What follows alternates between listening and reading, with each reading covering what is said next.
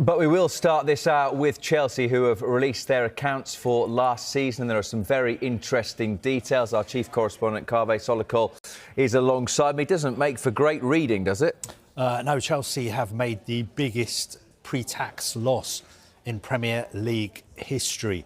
In their accounts for 2024-25, their pre-tax loss is £262 million. The previous highest pre-tax loss in Premier League history was back in 2011 when Manchester City lost £197 million. Now, Chelsea have filed their accounts with Companies House. These are accounts which are for the year ending the 30th of June 2025, so last summer. And they have published some details from those accounts on their website. We haven't seen the full accounts yet. Now, this is for a period during which, at the end of the season, Chelsea finished fourth.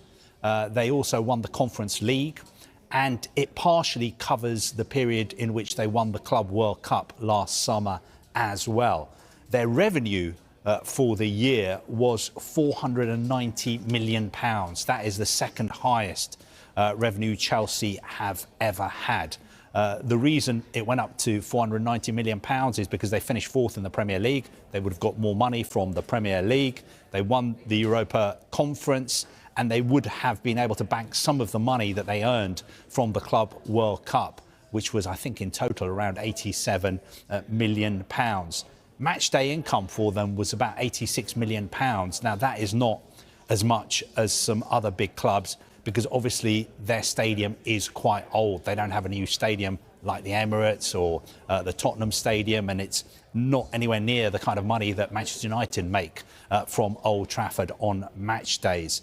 They also say that they did make profits of £58 million from player sales, and looking ahead in their next set of accounts, they expect revenue to go up from £490 million to around £700 million.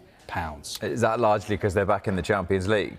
Yeah, because they're back in the Champions League and they won the Club World Cup as well. If they do post revenues of £700 million, that would put them up around the kind of ballpark figures of revenue we see from the biggest clubs in England, like Liverpool, Manchester United, Manchester City. That is what they expect to be posting in their next set of accounts next year.